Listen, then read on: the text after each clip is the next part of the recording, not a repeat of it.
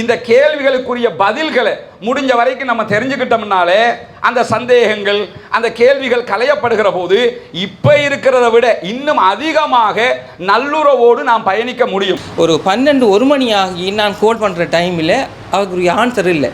ஒரு 3-4 மணி இப்போ ஹோல்ட் பண்ணி ஒரு சோரி ராஜு நான் தூக்கத்தில் இருந்துட்டேன்னு சொல்கிறாங்க. நோன்பு பிடிச்சிக்கிட்டு காலையில் அதிகாலை தொழுகைக்கு பிறகு தூங்கினாங்கன்னா அவங்க தூக்கத்திலேயே வெகு நேரம் கழிஞ்சிருது. இந்த நோம்பினால பலன் இருக்கிறதா என்பதுதான் கேள்வி. தூக்கத்தை இறைவன் தந்திருப்பதாக அந்த தூக்கத்தை பற்றி பேசுகிற நேரத்தில் இறைவன் எங்களுக்கு சொல்லுகிற உபதேசமே என்னன்னா, தூக்கம் என்பது நிம்மதிக்குரியது, அமைதிக்குரியது.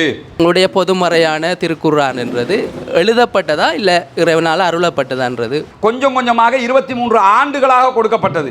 ஏன் 23 ஆண்டுகள் எடுத்தது என்று சொன்னால், சந்தர்ப்பத்திற்கு தேவைக்கு ஏற்றாற்போல் தான் இறைவன் அந்த வழிகாட்டியை நமக்கு தந்திருக்கிறான்.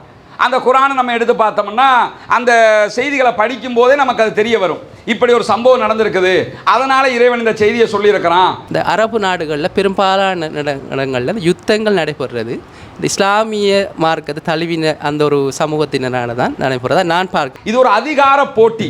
அதிகார போட்டி என்பதை தாண்டி அரபு தேசங்களில் இருக்கக்கூடிய இந்த எண்ணெய் வளம் என்பது என்றைக்கும் தேவை. மாற்று எரிபொருள் இன்னைக்கு வந்துகிட்டு இருக்குது. வந்தாலும் எண்ணெய் வளத்துடைய குறைபாடு இருக்குதா நமக்கு? இன்றைக்கி நீங்கள் எடுத்துக்கிட்டிங்கன்னா கத்தார் பெட்ரோல் எடுக்கிறத கற்பனையும் பண்ணலை. இன்னும் இப்போ கத்தாரில் பெட்ரோல் எடுக்க மாட்டாங்க, கேஸ் மட்டும்தான் எடுப்பாங்க. இன்னும் பெட்ரோல் எடுக்கிறத நினச்சி கூட பார்க்கல, முழுக்க கேஸ் தான் எடுத்துக்கிட்டு இருக்கிறான். பெட்ரோல் எடுக்க நினச்சானா அப்போ எப்படி இருக்கும்? பாலஸ்தீனத்தை காசாவிலேருந்து எல்லாரையும் வெளியேற்றி ஜோர்தானுக்கு இல்லாட்டி எகிப்துக்கு அனுப்புங்கன்னு டொனால்ட் ட்ரம்ப் சொன்னார். இப்போ அதை விட்ரா பண்ணிக்கிட்டார். முடியாது, அதை நான் வாபஸ் வாங்கிக்கிறேன்ட்டார். ஏன் வாபஸ் வாங்கினார்னா அரபு லீக் தெளிவாக சொல்லிட்டாங்க, நாங்கள் ஒத்துக்கிற முடியாது.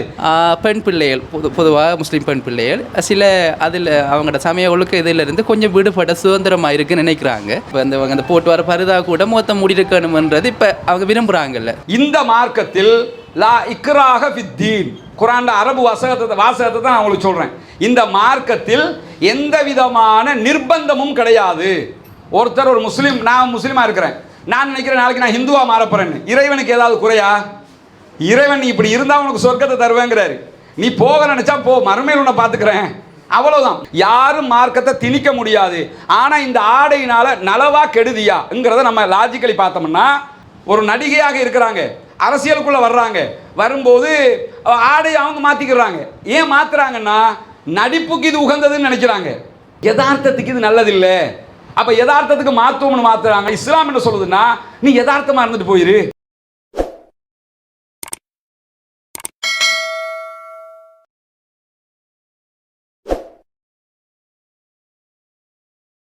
அஸ்ஸலாமு அலைக்கும் வரஹ்மத்துல்லாஹி வபரகாத்துஹு. ஏக இறைவனுடைய அமைதியும் கருணையும் நம் அனைவர் மீதும் உண்டாகட்டுமாக என்கிற உயரிய பிரார்த்தனையோடு இன்றைக்கு இந்த அரச அலுவலகத்திலே நடைபெறக்கூடிய இஃப்தார் நிகழ்ச்சியோடு, நோன்பு திறக்கிற நிகழ்ச்சியோடு எங்களுடைய நாங்கள் ஏற்றுக்கொண்டு வழிநடக்கக்கூடிய இஸ்லாமிய மார்க்கம் தொடர்பான சில தெளிவூட்டல்களையும், இதே நேரத்தில் உங்களுக்கு மத்தியிலே அது தொடர்பாக இருக்கக்கூடிய கேள்விகளுக்கான பதில்களை வழங்கக்கூடிய ஒரு நிகழ்வாகவும் தான் இந்த நிகழ்வை நாம் அமைத்திருக்கிறோம். முதன்மையாக நாங்கள் இந்த மாதிரியான நிகழ்ச்சிகளை நடத்துவதற்கான அடிப்படை காரணத்தை நான் உங்களுக்கு சுருக்கமாக சொல்லிடணும்னு நினைக்கிறேன். அது எதற்காக நடத்தப்படுகிறது என்று சொன்னால், பொதுவாக இந்த உலகத்தில் பிறக்கிற நாம் அத்தனை பேருமே பிறக்கிற போது எந்த மதத்தில் எந்த மார்க்கத்தில் பிறக்க வேண்டும் என்று நாம முடிவெடுத்து கொண்டு பிறப்பதில்லை. நான் ஒரு இஸ்லாமிய தாய்க்கும் தகப்பனுக்கும் பிறந்திருக்கிறேன். நீங்கள் ஒரு இந்து சகோதரருக்கும் ஒரு சகோதரிக்கும் பிறந்திருக்க கூடியவர்களாக இருப்பீர்கள். ஒரு கிறித்தவ குடும்பத்தில் பிறந்திருப்பீர்கள். ஒவ்வொருவரும் நாம் பிறப்பதை தீர்மானிப்பது நாம் அல்ல, இறைவன் தீர்மானிக்கிறான் என்கிற நம்பிக்கை நமக்கு இருக்கிறது. அதே நேரத்தில் நாம் பிறந்து வாழ்ந்து பயணித்து கொண்டிருக்கும் போது நம்முடைய பயணத்திலே நாம் அத்தனை பேரும் நான் பின்பற்றுகிற மதம் மார்க்கம் எதை சொல்லுகிறது, நீங்கள் பின்பற்றுகிற மதம் கொள்கை எதை சொல்லுகிறது என்பதை தெளிவாக புரிந்து கொள்ளுகிற பட்சத்தில் கண்டிப்பாக நமக்குள் எந்த விதமான சங்கடங்களும் மனக்கசப்புகளும் வெறுப்புகளும் ஏற்படுவதற்கான வாய்ப்புகள் இருக்கவே இருக்காது. காரணம் என்னன்னா, பொதுவாக நம்முடைய லைஃபையே நம்ம எடுத்துக்கிட்டோம்னா, தாய்க்கும் தகப்பனுக்கும் பிறந்து விட்டோம் என்பதற்காக தாயார் சொல்லுகிற அரசியல் சித்தாந்தத்தை நாம் ஏற்றுக்கொள்வதில்லை. அவர்கள் ஒரு அரசியல் கொள்கையில் இருப்பார்கள், நாம் ஒரு அரசியல் கொள்கையில் இருப்போம்.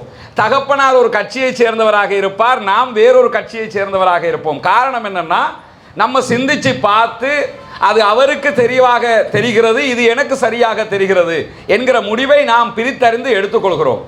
ஆனால் மதம், கொள்கை, மார்க்கம் என்று வருகிற போது எங்களுடைய மதத்தை சேர்ந்தவர்களாக இருந்தாலும் எந்த மார்க்கத்தை சேர்ந்தவர்களாக இருந்தாலும் அதில் மட்டும் நம்ம எடுக்கக்கூடிய முடிவுகள் எப்படி இருக்குதுன்னு சொன்னால், காலாகாலமாக இருக்கக்கூடிய ஒரு சித்தாந்தம் என்கிற ஒரு முடிவுக்குள் இருக்கிறோம். இப்போ நாங்கள் அதனால தான் என்ன பண்ணுறோம்னு சொன்னால், ஒவ்வொரு சகோதரர்கள்ட்டையும் போய் எங்கள் தொடர்பாக உங்களுக்கு இருக்கக்கூடிய சந்தேகங்கள், இஸ்லாம் தொடர்பான விவகாரங்களை நீங்கள் கேட்குற போது கண்டிப்பாக இது இப்படி இருக்குமோ என்கிற ஒரு மூடலான ஒரு போங்கு நமக்குள் இருப்பதற்கு வாய்ப்பில்லை. அந்த அடிப்படையில் எப்படி ஒரு அரசியல் கொள்கையை நாம் மாற்று கொள்கையாக கூட தேர்வு செய்கிறோமோ, அதுபோன்று எந்த ஒரு கொள்கையையும் தேர்வு செய்கிற தேர்வு சுதந்திரம் அனைவருக்கும் இருக்க வேண்டும், அதான டெமோக்ரஸியும் கூட என்பதை பிரச்சாரம் செய்வது முதன்மை நோக்கமாக இருக்கிறது. இரண்டாவதாக, இஸ்லாமிய மார்க்கத்தை பொறுத்தவரையில் உலகம் பூராகவும் இன்றைக்கு அதிகமாக விமர்சனத்திற்கும் கேள்விக்கும் உட்படுத்தப்படக்கூடிய ஒரு மதம், கொள்கை, மார்க்கமாக இருக்கும்னா அது இஸ்லாமாகத்தான் இருக்கும் என்பதில் எந்த மாற்றமுமே கிடையாது. அதற்கான காரணமும் இருக்கிறது. என்ன காரணம்னா, எங்களுடைய கொள்கை எல்லா கொள்கைகளையும் விட நீங்கள் பார்க்கும்போது ஒரு தனித்து தெரிவதை போன்று தெரிகிற விதமாக இருக்கும். அதே போன்று எங்களுடைய பெண்களை நீங்கள் எடுத்துக்கிட்டால், உங்கள் அலுவலகத்தில் வேலை பார்க்கக்கூடிய சகோதரிகள் கூட ஆடை முறை வித்தியாசமாக இருக்கும். ஆண்களை எடுத்துக்கிட்டால் பள்ளிவாசலுக்கு போகும்போது குல்லா போட்டுக்கிடுவாங்க, தொப்பி போட்டுக்கிடுவாங்க, ஜுப்பா போட்டுக்கிடுவாங்கங்கிற மாதிரி ஆடை அமைப்பு வித்தியாசமாக இருக்கும். கல்ச்சர், முழு கலாச்சாரமுமே வித்தியாசமாக இருக்கும். எங்களுடைய வணக்க வழிபாடுகள், எங்களுடைய எல்லாமே ஒரு வித்தியாசமாக இருக்கிறதுனால ஊடகங்களுடைய பார்வையும் தொடர்ந்து இதை நோக்கி இருக்கிற காரணத்தினாலையும் நிறைய கேள்விகள் எங்களை நோக்கி முன்வைக்கப்படுவது தவிர்க்க முடியாதது. உதாரணமாக, ஒரு மேற்கு நாட்டை நம்ம எடுத்துக்கிட்டோம்னா, மேற்கில் இன்றைக்கும் ஒரு தாடி வைத்தவராக இருந்தால், தொப்பி போட்டவராக இருந்தால் அவர் பயங்கரவாதியாக பார்க்கப்படுவார். ஒரு காலகட்டத்தில் இலங்கையில் என்னுடைய தொப்புள் கொடி உறவுகளாக இருக்கக்கூடிய தமிழ் சமூகத்தையும் அப்படித்தான் பார்த்தார்கள். போராட்டம் நடைபெறுகிற காலகட்டத்தில் சாதாரண ஒரு அவருக்கும் அந்த போராட்டத்துக்கும் கூட சம்பந்தம் இருக்காது. அவர் கொழும்புக்கு ஏதோ பொருள் வாங்க போயிருப்பார், அவரை வேறு விதமாக பார்ப்பார்கள். இது போன்ற ஒரு பார்வை இன்றைக்கு மேற்கில், இலங்கையில், கிழக்கு நாடுகளில், எல்லா நாடுகளிலையும் இஸ்லாமியர்களை நோக்கி இருக்கிறது. எந்த அளவுக்கு இருக்கும் என்று சொன்னால், இந்தியாவினுடைய ஜனாதிபதியாக இருந்து மரணித்த அப்துல் கலாம் அவர்கள், அவர் ஜனாதிபதியாக பதவியேற்பதற்கு முன்பதாகவே அவர் உலகம் அறிந்த அணுவிஞ்ஞானியாக இருந்தவர். அணுவிஞ்ஞானி அமெரிக்காவுக்கு போகிறார். அமெரிக்காவினுடைய ஏர்போர்ட்டில் அவரை தடுத்து நிறுத்திட்டாங்க, பேர் அப்துல் கலாம் இருக்குதுங்கிறதுக்காக. அவர் அப்துல் கலாம் தான், ஆனால் அமெரிக்காவில் ஏன் தடுத்து நிறுத்துறாங்கன்னா அவர் ஒரு முஸ்லீம் என்பதால். அவர் எல்லாம், இன்னும் சொல்ல போனால் இஸ்லாமிய வட்டத்தை தாண்டி எம்மதமும் சம்மதம் என்கிற அடிப்படையில் வாழ்ந்த ஒருவர், அதை கூட புரியாமல் தடுத்து நிறுத்தப்பட்டார். அதே மாதிரி சல்மான் கான், உலக புகழ் பெற்ற நடிகராக இருக்கிறவர், அவர் அமெரிக்காவினுடைய விமான நிலையத்தில் தடுத்து நிறுத்தப்பட்ட காட்சிகளை நம்ம ஊடகங்களில் பார்க்கிறோம். இது எல்லாவற்றுக்கும் அடிப்படையாக இருக்கிறது என்னன்னா, எங்களுடைய தனித்துவம் சில பார்வைகளை உண்டாக்குகிறது, சில கேள்விகளை உண்டாக்குகிறது. அதனால இந்த கேள்விகளுக்குரிய பதிலை நம்ம கொண்டு போய் சேர்த்துட்டோம்னு சொன்னாலே மதங்களுக்கு மத்தியில், இனங்களுக்கு மத்தியில் ஒரு நல்லுறவு ஏற்பட்டுவிடும். நம்ம அத்தனை பேருமே அண்ணன் தம்பி, மாமான் மச்சான்களாக, பிட்டும் தேங்காய் பூவை போன்று எப்பொழுதுமே அன்பானவர்களாக, பண்பானவர்களாக பழக முடியும் என்பதுதான் இந்த நிகழ்ச்சிகளுடைய அடிப்படையாக இருக்கிறது. அதில் நாம் இருக்கக்கூடிய இந்த ரமதானுடைய மாதம், ஒவ்வொரு ஆண்டும் ஒரு மாதம் முழுமையாக நாங்கள் 29 நாட்கள் அல்லது 30 நாட்கள் பிறை தென்படுவதை அடிப்படையாக வைத்து நோன்பு இருப்போம். காலையில் அதிகாலை நேரம் ஒரு 4-5 மணிக்கு சாப்பிட்டோம்னு சொன்னால் ஈவினிங் இந்த மாதிரி நேரத்தில் தான் நாங்கள் நோன்பு திறப்போம். இது 30 நாளுமே நாங்கள் இருப்போம். பெரும்பாலான சகோதரர்கள் என்ன புரிஞ்சு வச்சுக்கிடுவாங்கன்னா, ரமதானுடைய காலத்தில் பசியை உணர்வதற்காக இந்த நோன்பு நோட்கிறார்கள் என்று எங்களுடைய ஆலிம்களும் எங்களுடைய மக்களும் கூட அதை அப்படித்தான் புரிந்தும் வைத்திருக்கிறார்கள். ஆனால் உண்மையான நோக்கம் அது கிடையாது. ஏன்னா அதுக்கு இன்னொரு காரணமும் இருக்குது. என்னன்னா, இந்த இஸ்லாமிய கீதங்கள்னு பாட்டு கேட்டிருப்பிய, நாகூர் அனிஃபாவுடைய பாடல்கள் எல்லாம் என்ன பண்ணுவாருன்னா, இந்த பசியை உணர்வதற்குத்தான் இந்த நோன்புங்கிற மாதிரியான செய்திகளை கொண்டு போய் சேர்த்துட்டாங்க. அதனால பசியை உணர்வதற்கு தான் நோன்பு பிடிக்கிறாங்க போல என்று எங்க மக்கள் நினைக்கிறாங்க, நீங்களும் கூட நினைப்பீங்க. உண்மையான காரணமும் அதுவும் கிடையாது. நாங்கள் பசியை உணர்வதற்காகத்தான் நோம்புன்னு சொன்னால் ஏழைகள் மட்டும் பணக்காரன் மட்டும் நோம்பு பிடிங்க என்று ஒரு சட்டத்தை சொல்லிட்டு போயிடலாம். ஏன்னா பணக்காரன் தானே பசியை உணர்ந்திருக்க மாட்டான். ஆனால் ஏழையும் நோன்பு பிடிக்க வேண்டும், பணக்காரனும் நோன்பு பிடிக்க வேண்டும், கஷ்டப்படுகிறவனும் நோன்பு பிடிக்க வேண்டும், சுகமாக வாழ்கிறவனும் நோன்பு பிடிக்க வேண்டும் என்கிற எந்த வித்தியாசமும் இல்லாமல் இந்த தத்துவம் சொல்லப்பட்டிருக்கிறது. அதற்கான அடிப்படை என்னன்னா, நோன்பை பற்றி இறைவன் எங்களுக்கு கற்றுத்தருகிற போது சொல்லியிருக்கக்கூடிய செய்தி, இந்த நோன்பு என்பது உங்களுடைய இறையச்சத்தை தீர்மானிப்பதற்கானது. இது பசியை உணர்வதற்காகலாம் தரல. நாங்கள் பசியோடு இருப்போம், ஆனால் ஃப்ரிட்ஜை திறந்து பார்த்தா ஃப்ரிட்ஜ் முழுக்க சாப்பாடு இருக்கும், ஆனால் சாப்பிட மாட்டோம். வீட்டில் யாருமே இருக்க மாட்டாங்க. சாப்பிட்டா யாராவது கேட்பாங்களா? கணவர் சாப்பிட்டா மனைவி கேட்பாளா? மனைவி சாப்பிட்டா கணவர் கேட்பாரா? புள்ள சாப்பிட்டு யாராவது கேட்க போகிறாங்களா? எந்த கேள்வியும் வராவிட்டாலும் உணவு கண்ணுக்கு முன்பதாக கோழி பிரியாணியை வச்சிருந்தா கூட சாப்பிட மாட்டோம். ஏன் சாப்பிட மாட்டோம்னா, அம்மா பார்க்க மாட்டாங்க, அப்பா பார்க்க மாட்டாங்க, அத்தா பார்க்க மாட்டாங்க, யாருமே பார்க்க மாட்டாங்க. ஆனால் இறைவன் பார்த்து கொண்டு இருக்கிறான். எனவே இறைவன் என்னை பட்டினியாக இருக்க சொல்லியிருக்கிறான். இறைவனுக்காக அவனுடைய இறையச்சம் எனக்கு இருக்கிறது என்பதை காட்டுவதற்காகத்தான் இந்த 30 நாட்கள் எங்களுடைய நோன்பு விரதம் இருக்கிறதே தவிர பசியை உணர்வதற்கான ஒரு தேட்டமாக, ஒரு காரியமாக நாங்கள் இதை செய்யவில்லை. இப்படி ரமதானுடைய காலத்தில் 30 நாட்கள் மற்ற சகோதரி, இப்போ இந்து சகோதரர்களையும் நம்ம எடுத்துக்கிட்டோம்னா நீங்களும் விரதம் இருப்பீர்கள். ஆனால் நாங்கள் வந்து 30 நாள் இருப்போம். அதுவே ஒரு 30 நாள் விரதம் இருக்கிறாங்களே, அது ஒரு கேள்வியாக வருகிறது. இந்த ஏற்கனவே நான் சொன்ன மாதிரி இப்படி பல கேள்விகள் உருவாகிற இடத்து இந்த கேள்விகளுக்குரிய பதில்களை முடிஞ்ச வரைக்கும் நம்ம தெரிஞ்சுக்கிட்டோம்னாலே அந்த சந்தேகங்கள், அந்த கேள்விகள் களையப்படுகிற போது இப்போ இருக்கிறத விட இன்னும் அதிகமாக நல்லுறவோடு நாம் பயணிக்க முடியும். காரணம் என்னன்னா, நமக்கு தெரியும் நம்ம வாழக்கூடிய நாடுங்கிறது பல் சமூகமும் வாழக்கூடிய நாடு. இந்து, கிறிஸ்தவ, சிங்கள, பௌத்த, முஸ்லிம் மக்கள் வாழக்கூடிய நாடு. இந்த நாட்டுக்குள்ள எப்படியாவது எங்கேயாவது ஒரு சீண்டல் வந்து விடாதா என்று பல கட்டங்கள்லையும் பல அரசியல் பிரமுகர்கள் கூட யோசிக்கிற காட்சியெல்லாம் நம்ம பார்த்துருக்கிறோம். கலவரங்கள் ஏற்படுகிறது. ஜூலை கலவரம் நமக்கு தெரியும். தமிழ் சகோதரர்கள் ஒட்டுமொத்தமாக அளிக்கப்பட்ட மாபெரும் கலவரம் அது. இன்றைக்கும் அதனுடைய வடு ஆறாத வடுவாக இருக்கிறது. இன்றைக்கும் நம்ம பீட்டக்கோட்டுவைக்கு பெட்டாக்கு போனோம்னா கண்ணுக்கு முன்னாடி அது நினைவுக்கு வரும். அதே மாதிரி அலுத்கமையாக இருக்கலாம், தர்கா டவுன் கலவரங்களாக இருக்கலாம். இனங்களுக்கு மத்தியில் இதுவெல்லாம் ஏற்படுவதற்கும் என்ன காரணமாக அமையுதுன்னு சொன்னால், ஏதோ ஒரு சந்தேகம் உண்டாக்கப்படுகிறது. அந்த சந்தேகம் களையப்பட்டு விட்டது என்றால் நாம் எப்போதும் போல தாய் பிள்ளைகளாக, மாமான் மச்சான்களாக, உறவுகளாகவே இருக்க முடியும் என்கிற காரணத்தினால தான் இந்த நிகழ்ச்சியை நம்ம நடத்துகிறோம். இதில் உங்களுக்கு என்ன சந்தேகங்கள் இஸ்லாத்தை பற்றி இருந்தாலும் தாராளமாக நீங்கள் கேட்கலாம். விமர்சனங்கள் இருந்தாலும் சொல்லலாம். திட்டணும்னு நினைச்சாலும் திட்டலாம். அதுக்கெல்லாம் நாங்கள் ரியாக்ஷன் பண்ண மாட்டோம். இந்த நிகழ்ச்சி முடிகிற வரைக்கும் இங்கே இருக்கக்கூடிய இஸ்லாமிய சகோதரர்களும் உங்களுக்கு ரியாக்ட் பண்ண மாட்டாங்க. ஏன்னா இது நாங்கள் உங்களுக்கு தெளிவு தர்றதுக்காகவே நடத்தப்படுகிற ஒரு நிகழ்ச்சி. அதனால் கேள்வி கேட்கலாம், விமர்சிக்கலாம். இப்படி இருக்குதே, இப்படி செஞ்சியலை என்று கேட்கலாம், ஏன் அபாய போடுறீ என்று கேட்கலாம், ஏன் மற்ற ஆடை முறையை பற்றி கேட்கலாம், எங்களுடைய தொழுகை முறையை பற்றி கேட்கலாம். எதை கேட்கணும்னு நினைக்கிறீங்களோ எந்த கேள்வியை வேண்டுமென்றாலும் நீங்கள் கேட்கலாம். இது ஒரு ஓப்பன் சோர்ஸாக உங்களுக்கு ஓப்பனாக திறந்து விடப்பட்ட ஒரு களமாக இருக்கிறது. எனவே உங்களுக்கான கேள்விக்குரிய நான் நீண்ட நேரம் இதை முன்னுரையாக பேச ஆரம்பிக்கல. காரணம் என்னன்னா, கேள்விக்குரிய நேரம் வழங்கப்பட்டால் நிறைய தெளிவுகள் கொடுப்பதற்கான வாய்ப்பு கிடைக்கும்ங்கிறதுனால யாருக்கு கேள்வி கேட்க விரும்புகிறீங்களோ வெக்கப்படாமல் இதை கேட்டால் என்ன நினைப்பாரோன்னெல்லாம் நினைக்காம, யாரும் நினைக்க மாட்டாங்க. உங்களுக்கு இருக்கக்கூடிய சந்தேகத்தை தாராளமாக கேட்க முடியும். அனைவருக்கும் இனிய மாலை வணக்கம். அஸ்ஸலாமு அலைக்கும். என்னென்னு சொன்னால், நான் கடந்த 2016ஆம் ஆண்டு அதுக்கு முற்பாடும் மத்திய கிழக்கு நாடுகளிலேயும் நான் பணியாற்றியிருக்கின்றேன். நிறைய இஸ்லாமிய சகோதரரோடையும் பழகியிருக்கின்றேன். அதே போன்று அலுவலகங்களிலேயும் என்னுடைய இஸ்லாமிய சகோதரர்கள், நான் தற்போது ஒர்க் பண்ணி கொண்டிருக்கின்ற ஏரா உரைநீசன்லேயும் நிறைய இஸ்லாமிய சகோதரர்கள் கூட பழகி கொண்டிருக்கின்றேன்.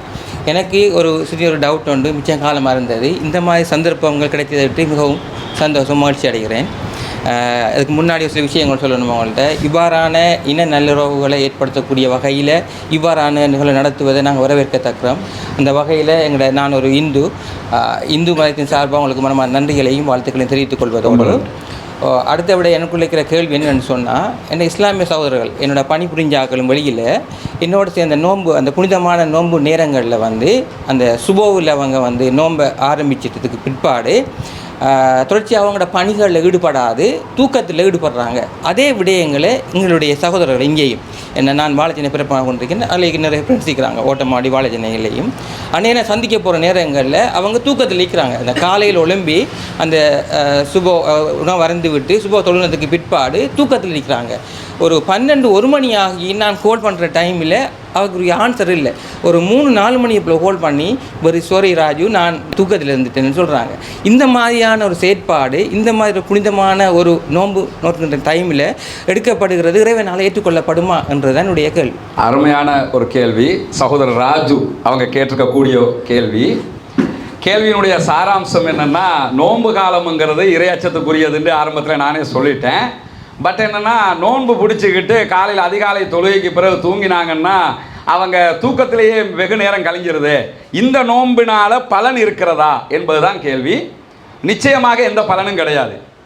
இப்படியான நோன்பினால் எந்த விதமான பலனும் கிடையாது. அதை நம்ம எப்படி புரிஞ்சுக்கிறோம்னு கேட்டால், எங்களுக்கு இறைவன் இந்த நோன்பை நோட்குமாறு கட்டளையிட்டிருப்பது, நோன்பு பிடிக்கிறோம் என்பதால் அடுத்த நாள் பூரா ரெஸ்ட் எடுங்கிறதுக்கோ அல்லது அடுத்த நாள் முழுவதுமே உங்களுடைய வேலை வெட்டிகள் எல்லாம் விட்டு ஓய்வாக இருந்து இதற்காக வேண்டி இந்த நோன்பு தரப்படவில்லை.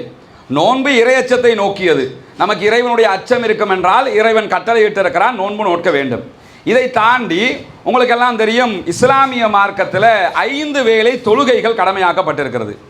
அதிலே அதிகாலை நேரத்தில் தொழுவதற்குரிய ஒரு வாய்ப்பு இறைவனால் தரப்பட்டிருக்கிறது. கிட்டத்தட்ட 4:30 மணிகளுக்கு பிறகு 5 மணிகளுக்கு உள்ளாக நாங்கள் உலகம் பூராக எந்த நாட்டில் வசிக்கிறவராக இருந்தாலும் அந்த அதிகாலை நேர தொழுகையை நாங்கள் கடமையாக தொழுதுருவோம்.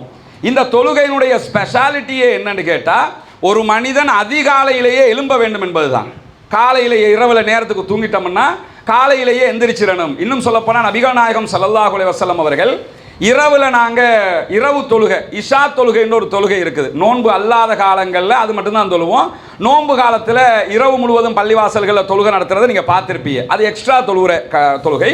கட்டாய தொழுகை என்பது 5 நேர தொழுகை. அதில் இரவில் 7:30-8 மணிக்கு ஒரு தொழுகை இருக்குது. இந்த தொழுகைக்கு பிறகு வீணாக பேசிக்கொண்டிருக்காதீர்கள் என்று முகமது நபி அவர்கள் எங்களுக்கு கட்டளையிட்டு இருக்கிறார்கள். அப்போ என்ன பண்ணணும்னா, தொழுகை முடிச்சிருச்சா, வேலை அதோட காலி ஆயிடுச்சு, அப்போ நம்ம போய் நிம்மதியாக தூங்கணும்னு அர்த்தம். தூக்கத்தை இறைவன் தந்திருப்பதாக அந்த தூக்கத்தை பற்றி பேசுகிற நேரத்தில் இறைவன் எங்களுக்கு சொல்லுகிற உபதேசமே என்னன்னா, தூக்கம் என்பது நிம்மதிக்குரியது, அமைதிக்குரியது. அப்போ நேரத்துக்கு தூங்கணும், அதிகாலை நேரத்தில் எந்திரிக்கணும். நேரத்துக்கு தூங்கிட்டோம்னாலே அதிகாலை நேரத்தில் எந்திரிச்சிடலாம். அப்போ அதிகாலை நேரம்ங்கிறது இரவு முழுவதும் நின்று வணங்குகிறவராக இருந்தாலும் சரி, யாராக இருந்தாலும் ஃபஜ்ர் நேரத்துக்கு பிறகு இப்படியான காரியத்தில் ஈடுபடுவதால் அவருடைய நோன்பு முழுமைப்படுத்தப்படாது. ஏன்னா நபிகள் நாயகம் ஸல்லல்லாஹு அலைஹி வஸல்லம் அவங்க எங்களுக்கு இருக்கக்கூடிய இன்னொரு கட்டளையும் என்னன்னு சொன்னால், இந்த நோன்பு என்பது ரமதானுடைய காலத்தில் நாங்கள் நிறைய இரவிலேயே விழிச்சிருந்து இறைவனுக்காக பணி செய்ய வேண்டிய ஒரு காலமாக இருக்கிறது. இறைவனுக்காக தொழுவணும், இறைவனிடத்தில் பிரார்த்தனை பண்ணணும். இரவு நேரத்திலேயே இதை பண்ணணும் இருக்கும்போது இரவுல எல்லாம் பண்ணிவிட்டு காலையில் தூங்குன்னு சொல்லுமா? கிடையாது. பகல்லையும் நம்ம பண்ணணும். காலை நேரத்தில் இரவில் இப்படி விழிச்சிருந்து இறைவனுக்காக இறைவனுடைய காரியங்களை நம்ம இறைவன் கேட்டதை செஞ்சுக்கிட்டு இருக்கிறோமோ, அதே மாதிரி பகல் நேரங்கள்லையும் இறைவனுக்கான மேலதிக தொழுகைகள், நோன்போடு இருப்பது, நம்முடைய பணிகளை செய்வது எல்லாமே செய்யப்பட வேண்டும். அது கட்டாயம் செய்யப்பட வேண்டும் என்று இருக்கும்போது இப்படியான இந்த சோம்பேறித்தனமான நிகழ்வுகளை இஸ்லாம் ஆதரிப்பதில்லை. குறிப்பாக நீங்கள் பார்த்தீங்கன்னா, இன்றைக்கு நம்ம இருக்கக்கூடிய இந்த நாள் இருக்கு இல்லையா, இஸ்லாமிய மார்க்கத்தில் இன்றைய நாள் என்பது பத்ர் என்றொரு யுத்தம் நடந்த நாள். இது பத்ர் வார் நடந்துச்சு. இஸ்லாமியர்களுக்கும், அதாவது நபிகள் நாயகத்தினுடைய கட்டுப்பாட்டுக்குள் இருந்த பகுதிகளுக்கும் நபிகள் நாயகத்துடைய கட்டுப்பாடுகளுக்கு வெளியில் இருந்த பகுதிகளுக்கும் இடையில் நடந்த முதலாவது யுத்தம். முகமது நபியுடைய காலத்தில் இந்த யுத்தம் தான் முதலாவது யுத்தம். இந்த யுத்தம் நடைபெறுகிற காலகட்டம் நோன்புடைய காலகட்டம். சரியா இருந்தால் முகமது நபி என்ன சொல்லியிருக்கேன்னு, இந்த காலத்தில் யுத்தம் எல்லாம் வேணாம், நம்ம நைட்டு முழுக்க இபாதத்தெல்லாம் பண்ணிவிட்டு தொழுகை எல்லாத்தையும் பண்ணிவிட்டு காலையில் நோம்பெல்லாம் முடிஞ்சது பிறகு யுத்தத்தை பண்ணிக்கிறோம், ஏன்னா காலையில் தூங்க வேண்டியிருக்குல்ல. அப்படி இறைவனுடைய தூதரும் இறைவனுடைய தூதருடைய நண்பர்களும் தூக்கத்தில் கழித்தார்களா என்றால் தூக்கத்தில் கழிக்கவில்லை. அவர்களுடைய காலகட்டம் யுத்தத்திலேயே நோன்பை பிடித்து கொண்டு யுத்தத்திற்கும் போனார்கள். அப்போ நோன்பை பிடிச்சிக்கிட்டு யுத்தத்துக்கே போயிருக்கிறாங்கன்னு சொன்னால் நோன்பை பிடிச்சிக்கிட்டு வேலைக்கு வர முடியாதா? நோன்பை பிடிச்சிக்கிட்டு மற்ற காரியங்களை பண்ண முடியாதான்னா பண்ண முடியும். அப்படி பழகிட்டாங்க. நோன்பு காலம்னா ஓகே, நம்ம கொஞ்சம் ரெஸ்ட் எடுக்கலாம், இரவு முழுக்க நம்ம இறைவனுக்கான நடவடிக்கையில் இருக்கிறோம், பகல் முழுக்க இப்படி கழிக்கலாம்னு நினச்சிக்கிட்டு இருக்கிறாங்க. அது எங்களுடைய மக்கள் செய்கிற 100% பிழை. அதை நாங்கள் ஆல்ரெடி பிரச்சாரமும் பண்ணிக்கிட்டு இருக்கிறோம். இப்படி பண்ணாதீங்க, இந்த நோன்பால் பலன் கிடைக்காது.